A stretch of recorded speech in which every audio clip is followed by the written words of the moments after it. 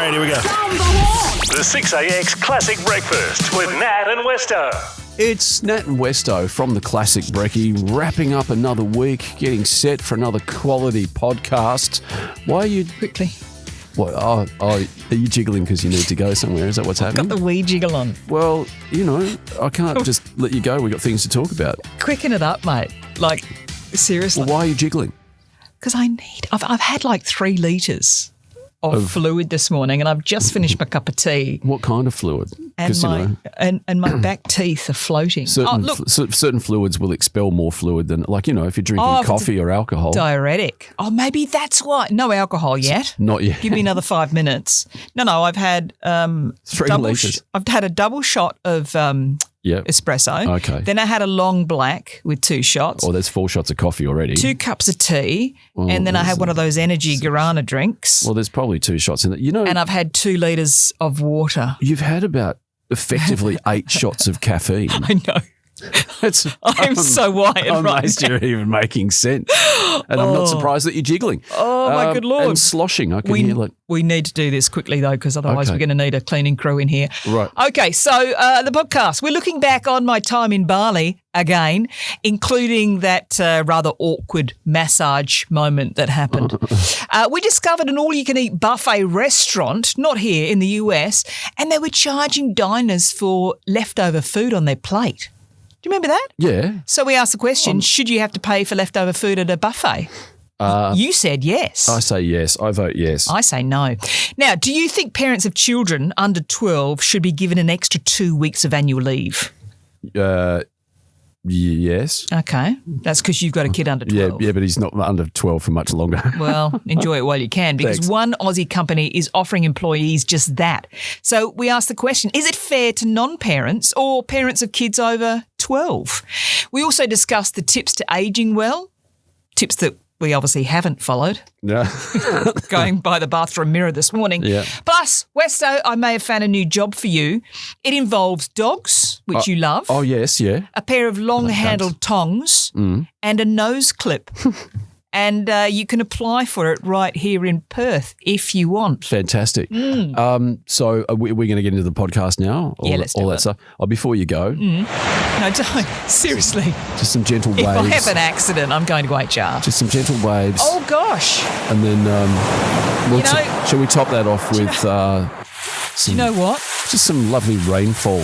There are moments that I hate you, Mr. Weston. Is this one of them? Mate, I'm off. No, seriously, I need to go. The 6AX Classic Breakfast with Nat and Westo. Jobs are hard to come by at the moment, Mr. Weston. Can be. Looking across social media, this one came across my eyesight and I thought this may appeal to you once you finish on air. So it's a full-time job, Right. $30 an hour, $30 which an is hour. above award, fuel, superannuation.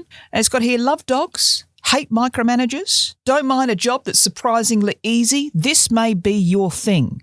So these are the questions to see if you're a good fit for this position. Are you comfortable Wouldn't with be hard. dogs? Yes. Are you looking for long-term employment? Not that I'm aware. Well, you know. we need to talk. Are you reliable? You Yes. show up, you Yep. do your job, Yep. you work autonomously. Yes. Do you enjoy working outdoors and independently? Oh, that would be good, but I'm primarily indoors Very pale and pasty, aren't you? Like a Melbourne footballer. until summer. Are you reliable, punctual and physically fit? Yes. Okay, well, this could be for you. So Okay. Monday to Friday, 40 hours a week, 8 till 4:30, and this is what you're going to be doing. Cruising between houses, listening to music, patting dogs, working solo, zero boss hovering over your shoulder. You're going to be going to around 30 houses a day, and if you finish up early, you still get paid. You can knock off and go home. What is the job? It's scooping doggy doo-doos with long-handled tools. There's no bending, there's no touching, and apparently after a week or two you get used to the smell. I'm a mug, mate. I am a mug. I've been doing this since I was 17 and I got my first dog, and I've been doing it for free in a volunteer position. Do you reckon this is on anybody's job list? Their dream job? I didn't even know it was a job. Does anyone actually enjoy picking up after dogs? You get different people at the dog parks and when they go dog walking. You got the people that do the right thing, like me, and pick up after their dog. I even go around the park and pick up other people's doggy doo-doos because I'm just dedicated like that. I'm a giver, me. But you've got the people that actually kick it into the bush. Obviously, if it's firm enough, kick it in. And then you get the people that put the sand or a leaf on the top. And then you get the ultimate. And there's a lady around my area that does the whole pretending, the Oscar award-winning performance where she actually bends down after the dog's done something with the bag, make out she scoops it up. She's just pretending, mate. She thinks she's blooming Meryl Streep in Kramer versus Kramer. Although I don't remember Meryl picking up after a dog in Kramer versus Kramer. It's Perth, north of the river, $30 an hour, 40 hours a week. Okay. You know who's looking for a bit of work at the moment? Who? This job has got Karl Stefanovic's name written all over it. He's used to dealing with this kind of stuff. Nat and Westo, the only way to start your morning. The Classic Breakfast on 6AX. We're chatting about food this morning. Yes. There's a post that's gone viral. A diner has decided to go to an all-you-can-eat restaurant. Unlike our buffets that we have over here, you actually pre-order the food. Okay. So he's done that. He has a little pop-up on his iPhone, and it makes him aware that he's just ordered 2,000 calories of food. And the pop-up says to him, "Do you wish to proceed?" Then warned him that there would be extra charges for any unfinished food. It's an all-you-can-eat. I don't know how they then justify if you've got food left over that they're then going to charge you. So, number one, is the restaurant justified? Should diners be charged extra for any unfinished food? I think so, because it's all you can eat, not all you can take. Yeah, but sometimes your eyes are bigger than your belly. And that's what they're trying to combat, because then that's food waste. Well, can't you give it to somebody who needs food? Do you remember the days of Sizzler? Yeah, yes. And I made the mistake of always getting cheese bread. Yeah, no, don't I get that. love that cheese toast stuff. When I was 18, that was the bee's knees, mate. I always used to start with the ice cream machine. Oh, you'd start with the ice cream machine. So, well, I'd have my toast, my cheese toast, Right. and then I'd go straight on to dessert, and then I work my way back. Okay, interesting. Well, you start with the good stuff, and then you end with the vegetables and salad, because you don't make friends with salad. Don't make friends with salad. But very often I would have a little bit of food left over. As an 18-year-old, I didn't do anything about it. Nowadays, as you know, when I go to Bali and I stay at the hotel and they've got a buffet breakfast. You just take your freezer bag. My freezer bags. But in Australia, and you know this because we've been to Sandalford together before, and I think I embarrassed you ever so slightly because I've got these containers that actually squash down to nothing. So you can put them in your handbag. That's right. Follow me for more financial tips.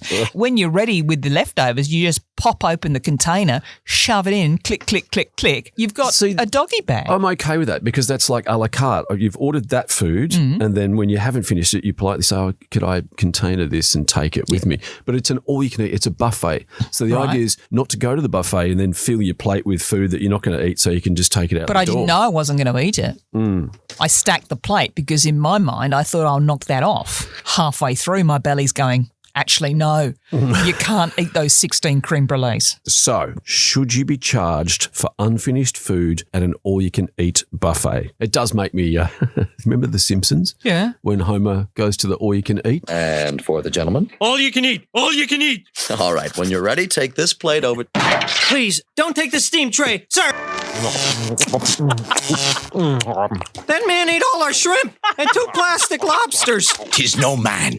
'Tis a remorseless eating machine. 6 bells, time for closing. Can't talk. Eating. Fairly warned be thee, says I. But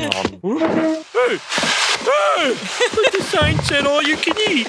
Adam in Belden, should you be charged for unfinished food at an all-you-can-eat buffet? It would depend. If it's a prepay, probably legally, no, because you've actually prepaid for an all-you-can-eat, whether you eat it or not. If it was a post-pay, like you do when you get up and leave a restaurant, then yes, you've ordered the food. That's what the restaurant served, in which case then you're up for whatever you donate. Yeah. Because you've ordered it, the restaurant's served on the premise that you're going to eat it, whether you eat it or not. That's what you've got to pay for. I'm not sure if there's too many all-you-can-eat buffets around anymore, but if you prepay, I got to agree with you, Adam. I'm doing the Harold Holt, mate. If I've already paid, I'm straight out the door. No one's charging me extra for leftover meatballs. No one's charging me extra for leftover food. You don't leave food. That's right.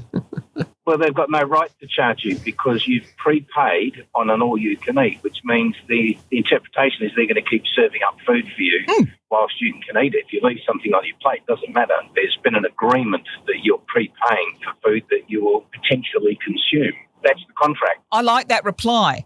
If I end up in the lockup because I refuse to pay, Adam, I've got your number now, mate. You can represent me in court. I'll come down and bail you out. Oh, fantastic. Should you be charged for unfinished food at an all-you-can-eat buffet, Ray, in Beachborough? Yes. Good man. Mum always said there's always kids in Africa who would love that food. Yeah. Two interesting things. There was a restaurant opposite the museum that used to charge for unused food. Oh. But they went broke. Right. On the other end of the scale, there's a hotel in Bayswater that had a buffet and they cancelled the buffet because of wastage on both sides, customers and them. Oh, is that right? They've closed it down, mate. They've had enough. They closed the buffet, yeah. How about this, Ray? What about if I go to a all-you-can-eat buffet and I've got food left over on my plate? What about if I stick it in a big Ziploc bag and I send it to the starving children in Africa? Yeah. Is that all right? Will I get charged? Cost you a bloody fortune. Yeah.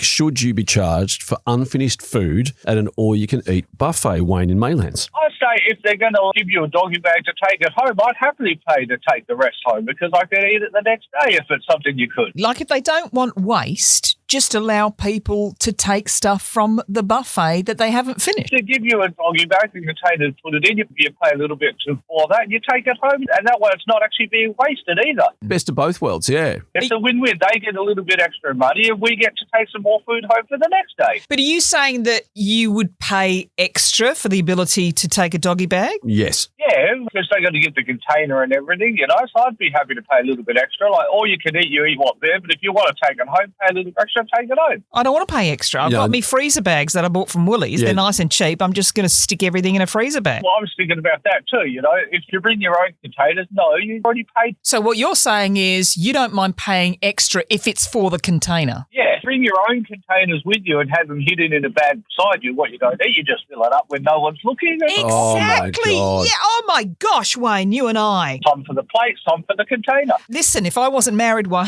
The Classic Breakfast with Nat and Westo on 6AX. There you go. There's your gamelan. Give me the Balinese plinky plonky music. I'm missing my daily massages that you always get in Bali. I'm tighter than a snare drum at the moment. Everywhere you walk down the streets of Bali, you're always getting offered Valium. I don't know if that's ever happened to you. It never happened to Chris, but I must look dodgy because people would say, "You want Valium? Relax." I said, "Mate, I'm not working. I'm getting up at 9 o'clock in the morning. Massages every day. Copious amounts of Bintang. Why would I need Valium?" The other thing you always get offered is massages. Massages, miss? Yes? Massages? Massages? It was day 2, so I thought, why not? Let's just get straight in there. We go into this particular shop, one of those shops that have the bitey fish. Yeah, put yeah, your feet nibble in on the your fish feet. and they nibble on your feet. Not that I've ever done that because it just seems a little bit dodgy to me. I said, yes, I'd like just a 90-minute massage, thank you. So she goes, yep, no problems. I'll send the masseuse in if you come into this room here. Before the receptionist left the room, she gave me a little package, which is your little pair of black disposable undies. Have you ever had a massage? I've had massages, but I Have you haven't ever had disposable undies? No. What do you do? Just wear your own undies in there? Yeah, or Okay. whatever you're supposed to wear, your boardies or something. Well, these ones are little black, see-through. Virtually nothing is left to the imagination. And it's a one-size-fits-all. I put them on and it looks like I'm wearing an oversized nappy. They are huge. You could get another person in there if you felt so inclined. Guys do wear them as well. I'm not sure how things stay in place when the blokes wear these undies. Anyway, I digress. So I put them on. I get told to lay on your front, and then the masseuse walks in, and she's, by Balinese standards, she's quite a solid lass. I mean, Honestly, she could play rugby league, neck like a tree trunk. Anyway, I'm on my belly. I'm face down. She takes the sarong off because that's sort of on your back. Then she yanks my disposable undies, and it felt like she was yanking them down towards my ankles, but they weren't that far down. But I thought, that's uncomfortably low. I thought, right, let's just enjoy this, and the massage begins. And then all of a sudden I felt pressure on my back, and I realised that Mel Meninga's actually straddling me at this point in time. So she's actually sitting on my buttocks. Right. At that point in time, I was slightly scared because, you know when they say, what sort of pressure would you like on the massage? Yeah. I thought, I need a good one. So I said, sort of medium to hard. I should have just said, I just need a nice light massage, because she was getting full leverage. She was leaning into my back. I felt like she was skinning me because all my skin was gathering up. She's just playing in my back fat. She's doing that, and it was lovely. It was releasing all the stress, and it wasn't as rough as I had thought that it might have been. And then things got a little bit uncomfortable, because what you got to remember is, after months of clean eating at home, I'm in Bali and my diet has changed to spicy food, breakfast pastries, rice, beer. I am blown up like a beach ball, and she's pushing. So any relaxation that I might have been feeling from the massage went out the window as I clenched for the longest 90 minutes of my entire life. The Classic Breakfast with Nat and Westo on 6AX. Today we're talking about holiday horrors, because this peanut's gone over to Bali and got himself a tattoo. Obviously, he'd had a couple of bing-tangs. He's gone into a tattoo shop, which, by the way, if you've never been to Bali, they are everywhere. Yes. That and vape shops and massage parlours. That's Bali. So he's gone to get himself a cheap Bali tattoo. He's spent 8 hours in the chair while they've done this incredible chess piece. And by incredible, I don't mean incredible good. I mean dodgy as heck.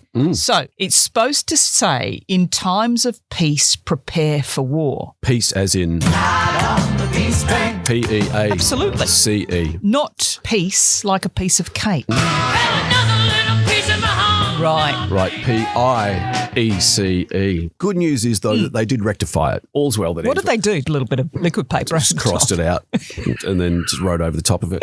Look, that's a bit of a holiday horror story, and there's plenty of them. Jay in Aurelia, hit us with yours. This was January 2020, my first trip to Taiwan with my partner. Anyway, on the way back, I would have to come back by myself. So this is January 18th. I was taking a return from Taipei to Singapore. Halfway between that, I got really ill, nearly fainted. I was put on oxygen mask. I got into Singapore. They decided to kick me off the plane, and I was as crook as a dog. The doctor at the airport said, you can't go on the plane. So I had to wander around Changi Airport for 24 hours with a high temperature. Then I had to go back the next night, try and get back on the plane with permission. I did that, but I was still running a temperature. Got back into Perth Monday, January 20th, which happened to be the day Wuhan shut down.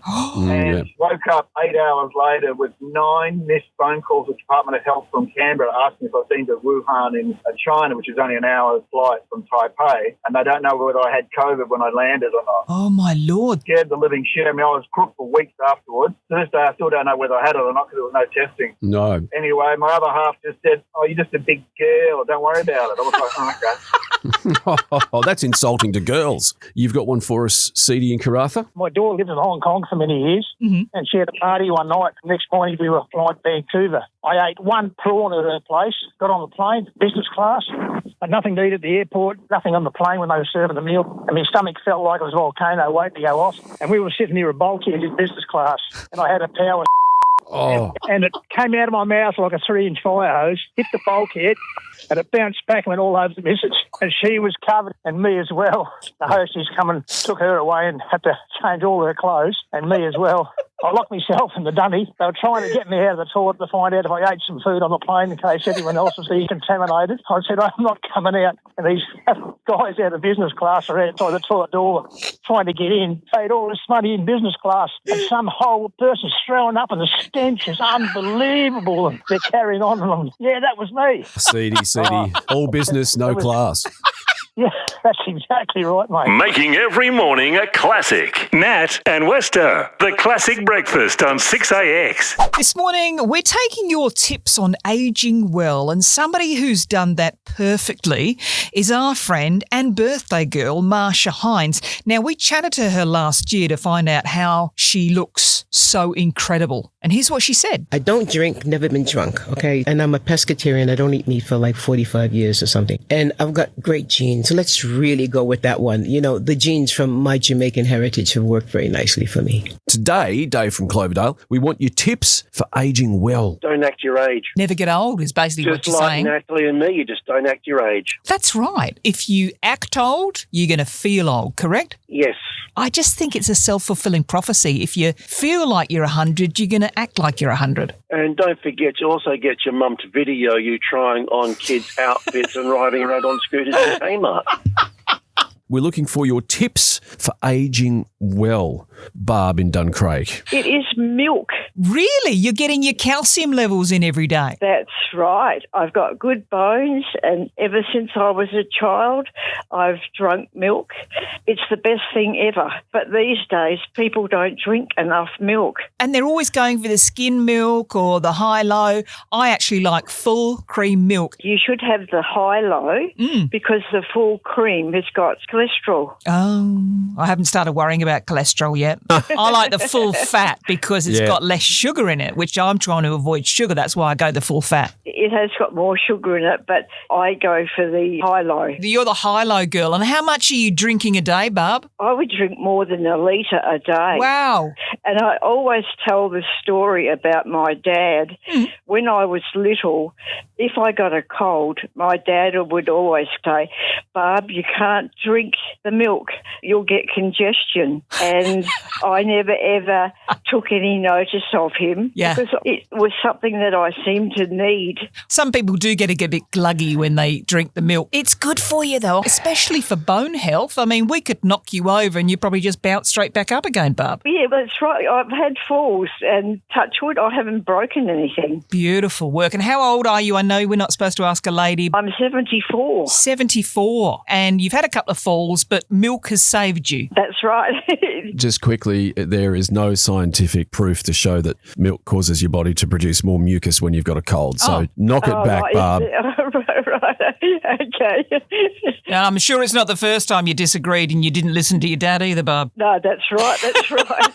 I feel like going into the kitchen now and just downing a glass of milk. You have to, I tell you. The 6AX Classic Breakfast with Nat and Westo.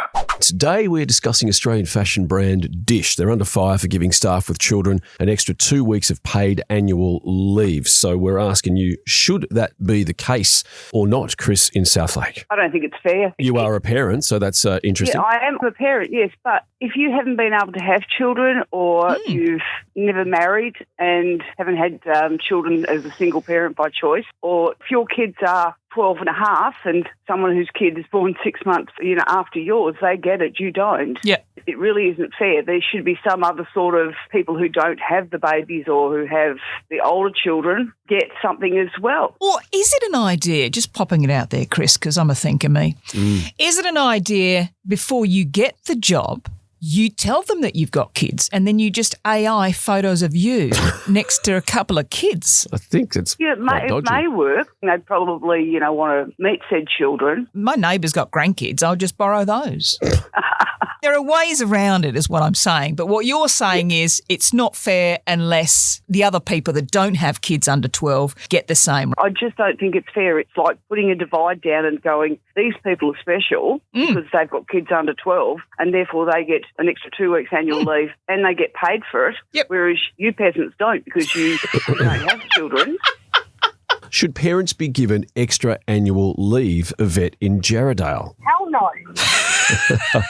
Are you a parent, Yvette? I am, but where does it stop? You know, do we go, okay, well, I've got elderly parents that I look after, so I need to get extra annual leave. Ah, correct. And what about people that are young, not married, not in a relationship yet? They want to go out and meet people. I need extra annual leave so I can meet someone to start a family. Yeah, my excuse is I'm just a lazy son of a gun and I want another 2 weeks off. Sounds fair. Yeah, well, that's it. some people might not want to or be able to have children. They might choose not to have kids and they just want the extra 2 weeks. So should we be giving people the extra 2 weeks anyway? Absolutely. And then if you're a parent, you can choose to spend it with the kids or leave them with the grandparents and go to Bali for a fortnight. Exactly. 4 weeks annual leave a year is not long enough anyway. Should be more. Absolutely. Well, let's push for it because Pauline Hanson is in town today. Do you want me to have a chat to her? Sounds like a plan. She's the lady to do it. I hope this was as much fun for you as it was for me. The Classic Breakfast with Nat and Westo. Weekday mornings from 5:30 on 6AX. I'm done. Stick a fork in me. I feel good.